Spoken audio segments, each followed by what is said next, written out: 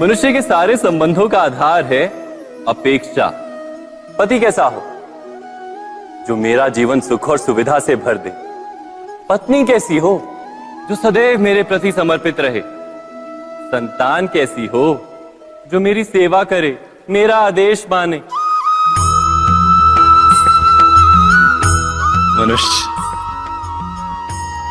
मनुष्य उसी को प्रेम भी कर पाता है जो उसकी अपेक्षा पूर्ण करता है। और अपेक्षा की तो नियति है भंग होना। कैसे? क्योंकि अपेक्षा मनुष्य के मस्तिष्क में जन्म लेती है। कोई अन्य व्यक्ति उसकी अपेक्षाओं के बारे में जान ही नहीं पाता। पूर्ण करने की प्रामाणिक इच्छा हो तब भी कोई मनुष्य किसी की अपेक्षाओं को पूर्ण नहीं कर पाता। और वहां से जन्म लेता है संघर्ष। सारे संबंध संघर्ष में परिवर्तित हो जाते। पर मनुष्य अपेक्षा को संबंध का आधार ना बनाए और स्वीकार करे केवल संबंध का आधार, तो क्या ये जीवन स्वयमेव सुख और शांति से नहीं भर जाएगा? स्वयं विचार कीजिएगा।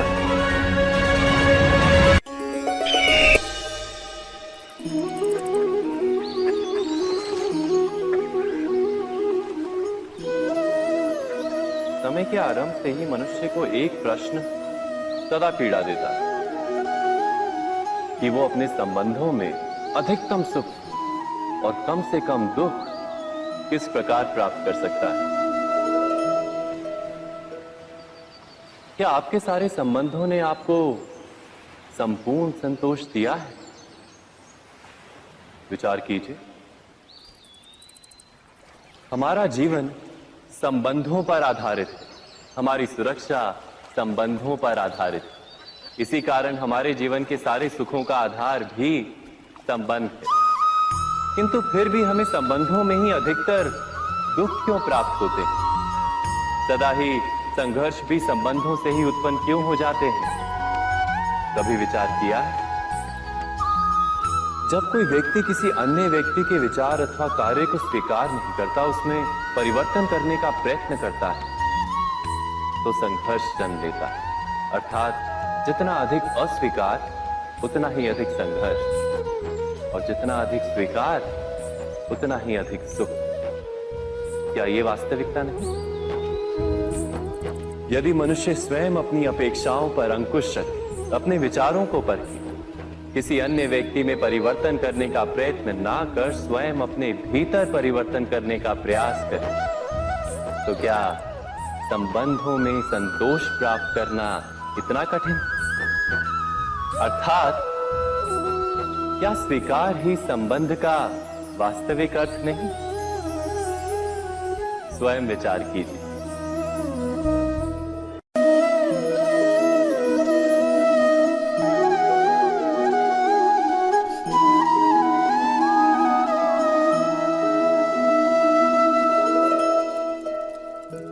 जब किसी व्यक्ति को किसी घटना में अन्याय का अनुभव होता है, तो वो घटना उसके अंतर को झकझोर देती।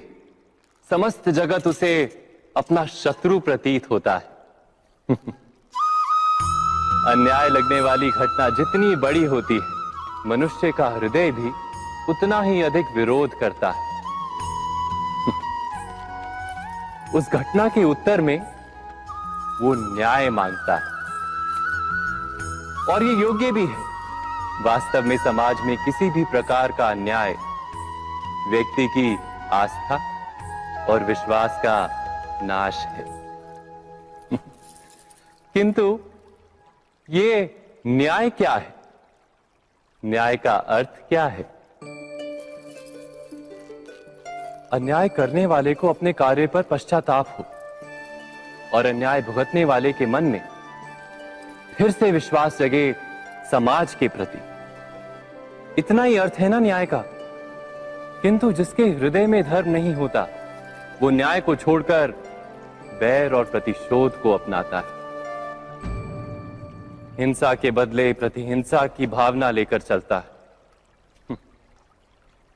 स्वयं भोगी हुई पीड़ा से कहीं अधिक पीड़ा देने का प्रयत्न करता है और इस मार्ग पर चलते अन्याय को भुगतने वाला स्वयं अन्याय करने लगता है।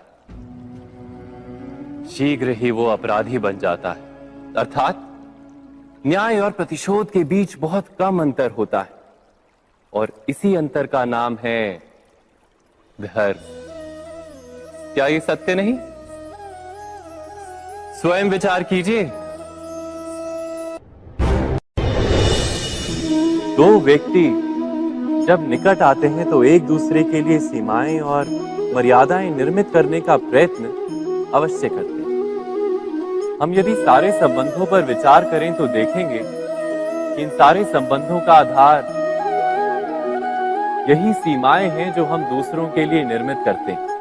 और यदि अनजाने में भी कोई अन्य व्यक्ति इन सीमाओं को तोड़ता है तो उसी क्षण हमारा हृदय क्रोध से भर जाता है। इन सीमाओं का वास्तविक रूप क्या है? क्या हमने कभी विचार किया? सीमाओं के द्वारा हम दूसरे व्यक्ति को निर्णय करने की अनुमति नहीं देते, अपना निर्णय उस व्यक्ति पर थोपते, अर्थात किसी की स्वतंत्रता का अस्वीकार करते हैं। और जब स्वतंत्रता का अस्वीकार किया जाता है तो उसका हृदय दुख से भर जाता है और जब वो सीमाओं को तोड़ता है तो हमारा हृदय क्रोध से भर जाता है। क्या ऐसा नहीं होता?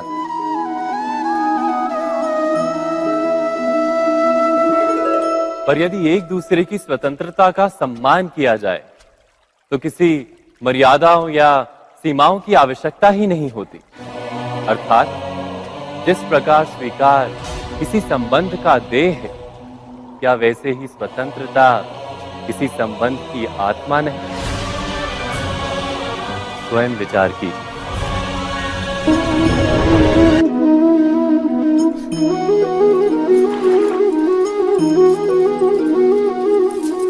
पिता सदा ही अपने संतान के सुख की कामना करते हैं, उनके भविष्य की चिंता करते रहते हैं। इसी कारणवश सदा ही अपने संतानों के भविष्य का मार्ग स्वयं निश्चित करने का प्रयत्न करते रहते हैं। जिस मार्ग पर पिता स्वयं चला है, जिस मार्ग के कंकर पत्थर को स्वयं देखा है, मार्ग की छाया, मार्ग की धूप को स्वयं जाना है, उसी मार्ग पर उसका पुत्र भी चले, यही इच्छा रहती है हर पिता की। निसंदेह उत्तम भावना है ये, किंतु 3 प्रश्नों के ऊपर विचार करना हम भूल ही जाते। कौन से प्रश्न? प्रथम प्रश्न, क्या समय के साथ प्रत्येक मार्ग बदल नहीं जाते? क्या समय सदा ही नई चुनौतियों को लेकर नहीं आता? तो फिर बीते हुए समय के अनुभव नई पीढ़ी को किस प्रकार लाभ दे सकते हैं? दूसरा प्रश्न, क्या प्रत्येक संतान अपने माता पिता की छवि होता है? हाँ, संतानों को संस्कार तो अवश्य माता पिता देते हैं, किंतु भीतर की क्षमता तो ईश्वर देते हैं। तो जिस मार्ग पर पिता को सफलता मिली है, विश्वास है कि उसी मार्ग पर उसकी संतानों को भी सफलता और सुख प्राप्त होगा। तीसरा प्रश्न, क्या जीवन के संघर्ष और चुनौतियां लाभकारी नहीं होती? क्या प्रत्येक नया प्रश्न एक नए उत्तर का द्वार नहीं खोलता? तो फिर संतानों को नए नए प्रश्नों, संघर्षों और चुनौतियों से दूर रखना, ये उनके लिए लाभ करना कहलाएगा या हानि पहुंचाना? अर्थात जिस प्रकार संतान के भविष्य का निर्माण करने के बदले उसके चरित्र का निर्माण करना श्रेष्ठ है, वैसे संतानों के जीवन का मार्ग निश्चित करने के बदले उन्हें नए संघर्षों के साथ जूझने के लिए मनोबल व ज्ञान देना अधिक लाभदायक नहीं होगा? स्वयं विचार कीजिए। सबके जीवन में ऐसा प्रसंग अवश्य आता है कि सत्य कहने का निश्चय होता है हृदय में, किंतु मुख से सत्य निकल नहीं पाता। कोई भय मन को घेर लेता है। किसी घटना अथवा प्रसंग के बारे में बात करना या फिर स्वयं से कोई भूल हो जाए उसके बारे में कुछ बोलना, क्या ये सत्य है? नहीं, ये तो केवल तथ्य है। अर्थात जैसा हुआ था वैसा केवल बोल देना सामान्य सी बात है। किंतु कभी कभी उस तथ्य को बोलते हुए भी भय लगता है। कदाचित किसी दूसरे की भावनाओं का विचार आता है मन, दूसरे को दुख होगा ये भय भी शब्दों को रोकता है। तो ये सत्य क्या है? क्या हमने कभी विचार किया है? जब भय रहते हुए भी कोई तथ्य बोलता है तो वो सत्य कहलाता है। वास्तव में सत्य कुछ और नहीं, केवल निर्भयता का दूसरा नाम है। और निर्भय होने का कोई समय नहीं होता, क्योंकि निर्भयता आत्मा का स्वभाव है। अर्थात क्या प्रत्येक क्षण सत्य बोलने का क्षण नहीं होता?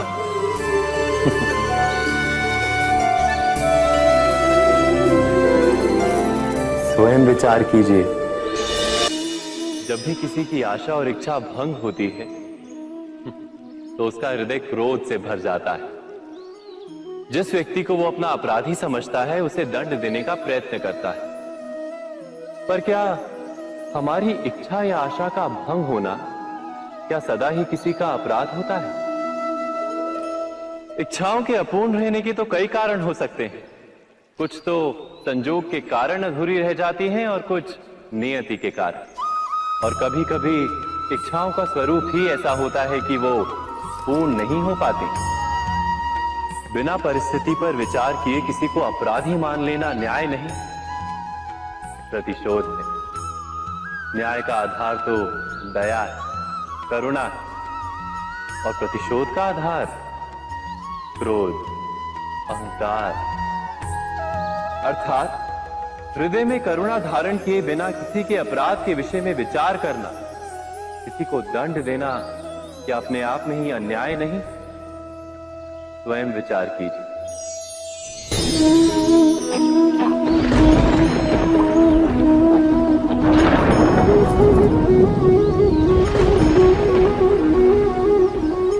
सपनों और पूर्वाभासों के आधार पर हम भविष्य के सुख दुख की कल्पना करते हैं। भविष्य के दुख का कारण दूर करने के लिए हम आज योजना बनाते हैं। किंतु कल के संकट को आज निर्मूल करने से हमें लाभ मिलता है या हानि पहुंचती है? ये प्रश्न हम कभी नहीं करते। सत्य तो ये है कि संकट और उसका निवारण साथ जन से, व्यक्ति के लिए भी और सृष्टि के लिए भी। नहीं, आप अपने भूतकाल का स्मरण कीजिए, इतिहास को देखिए। आप तुरंत ही ये जान पाएंगे कि जब जब संकट आता है तब तब उसका निवारण करने वाली शक्ति भी जन्म लेती है। यही तो जगत का चलन है। वस्तुतः संकट ही शक्ति के जन्म का कारण है। प्रत्येक व्यक्ति जब संकट से निकलता है तो एक पद आगे बढ़ा होता है, अधिक चमकता है, आत्मविश्वास से अधिक भरा होता है, न केवल अपने लिए अपितु विश्व के लिए भी।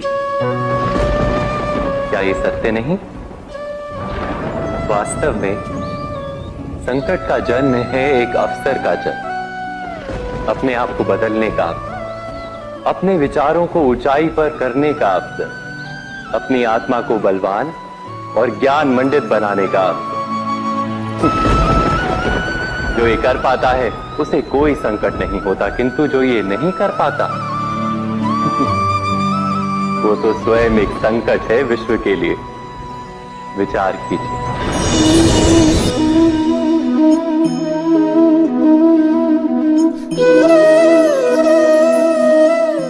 परंपरा में धर्म बसता है और परंपराएं ही धर्म को संभालने का कार्य करती हैं, ये सत्य है। पर क्या केवल परंपरा ही धर्म है? विचार कीजिए। सत्य तो यह है कि जिस प्रकार पाषाण में शिल्प होता है, उसी प्रकार परंपरा में धर्म होता है। इस पत्थर में शिल्प है, ये पत्थर शिल्प नहीं।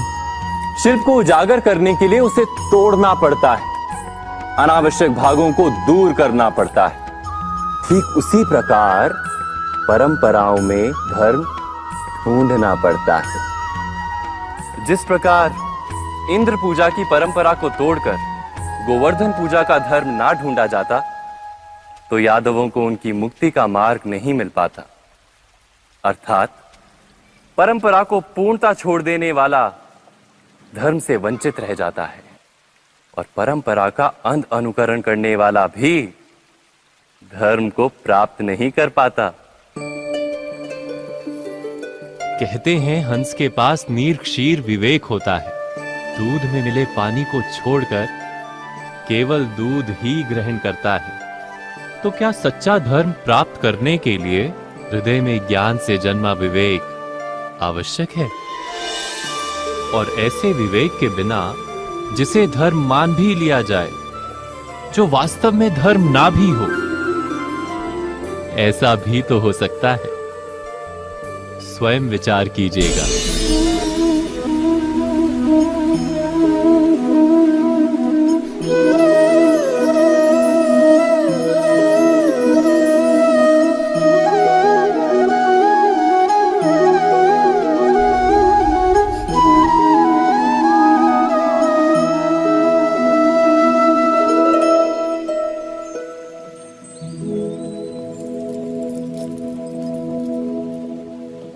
भविष्य के आधार पर सब आज का निर्णय लेना चाहते हैं। भविष्य में सुख मिले, भविष्य सुरक्षित हो, ऐसे निर्णय आज लेने का प्रयत्न रहता है सबका। आप अपने जीवन को देखिए। क्या आपके अधिकतर निर्णय के पीछे भविष्य का विचार नहीं होता? और हो भी क्यों ना। अपने जीवन को सरल और सुखमय बनाने का प्रयत्न करने का अधिकार सबका है।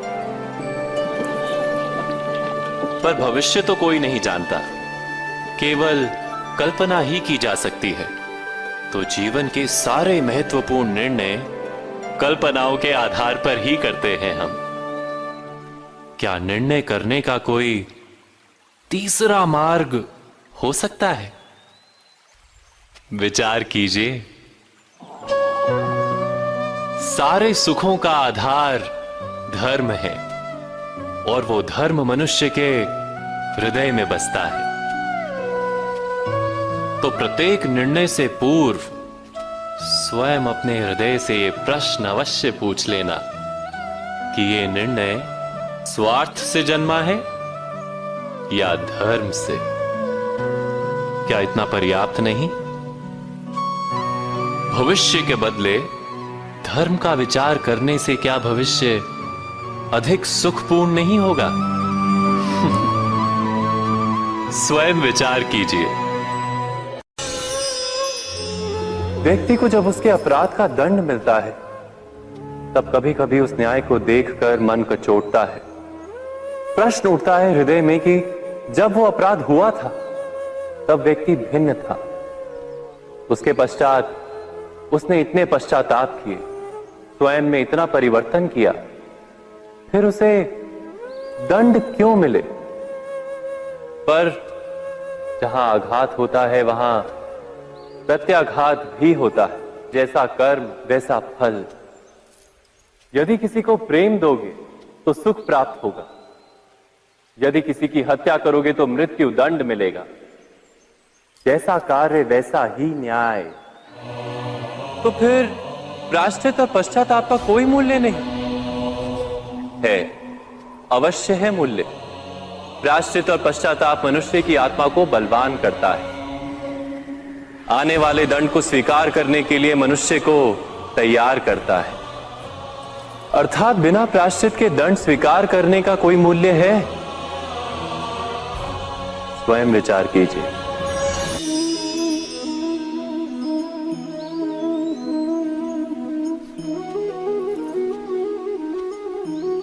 जब अपने किसी अच्छे कार्य के उत्तर में दुख प्राप्त होता है अथवा किसी को उसके दुष्ट कार्य में सुख मिलता है, तो मन अवश्य ये विचार करता है कि अच्छा कार्य करने का, धर्म के मार्ग पर चलने का तात्पर्य क्या है। पर दुष्ट आत्मा को क्या प्राप्त होता है ये भी देखिए।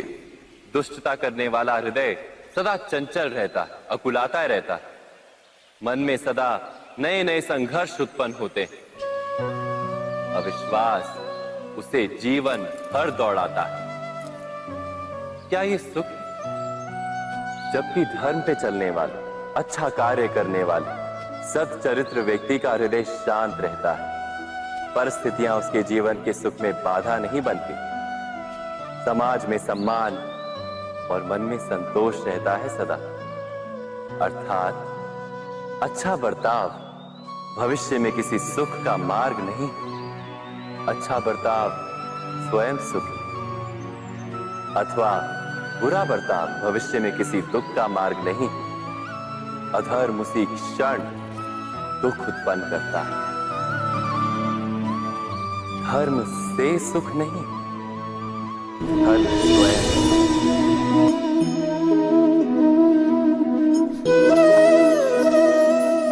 सत्ता की लालसा सबके हृदय को घेरे रहती है। प्रत्येक व्यक्ति अपना एक राष्ट्र निर्मित करने का प्रयत्न अवश्य करता है। फिर वो राष्ट्र कुरु राष्ट्र की भांति बहुत बड़ा हो या फिर अपने परिवार तक सीमित हो, वो सत्ता प्राप्त करने का प्रयास अवश्य करता है। किंतु सत्ता का वास्तविक रूप क्या है? क्या हमने कभी विचार किया है? एक मनुष्य जितने अधिक लोगों के जीवन को प्रभावित कर सके, जितने अधिक लोगों के जीवन की स्वतंत्रता पर अंकुश रख सके, उतनी ही अधिक सत्ता का अनुभव करता है वो। सत्ता का वास्तविक रूप ही है अन्य के जीवन पर स्वयं का प्रभाव। किंतु क्या वास्तविक प्रभाव प्रेम, दया, करुणा और धर्म से निर्मित नहीं होता? जब भी मनुष्य कठोरता और अधर्म से सत्ता प्राप्त करने का प्रयत्न करता है, तब वो दूसरों के हृदय में विरोध अथवा विद्रोह को जन्म देता है। और परिणाम कुछ इस प्रकार। हां, कुछ समय के लिए वो स्वयं को प्रभावी और शक्तिशाली अवश्य पाता है, किंतु वो वास्तविक सत्ता नहीं। यही कारण है कि भृगु और वशिष्ठ जैसे ऋषियों की आज भी पूजा की जाती है, रावण और हिरण्यकश्यप की नहीं। इस पर तो आप विचार अवश्य करें। सत्य कहा ना?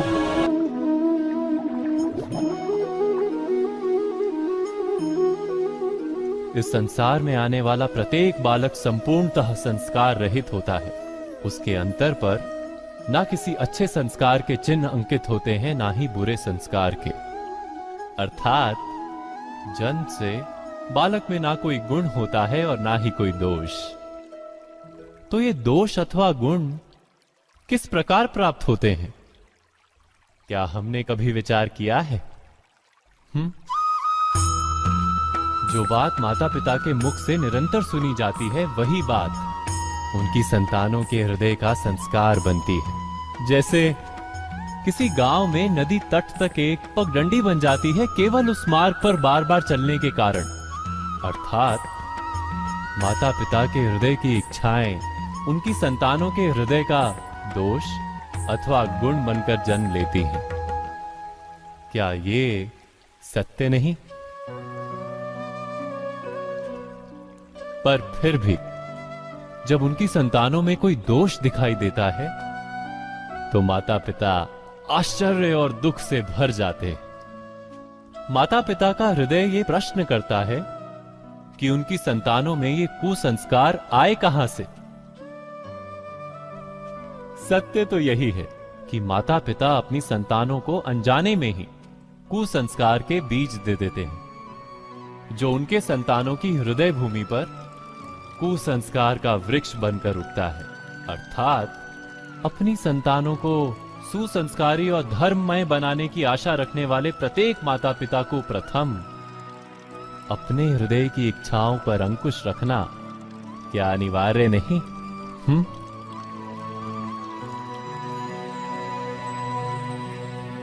प्रत्येक माता पिता इस पर विचार अवश्य कीजिएगा।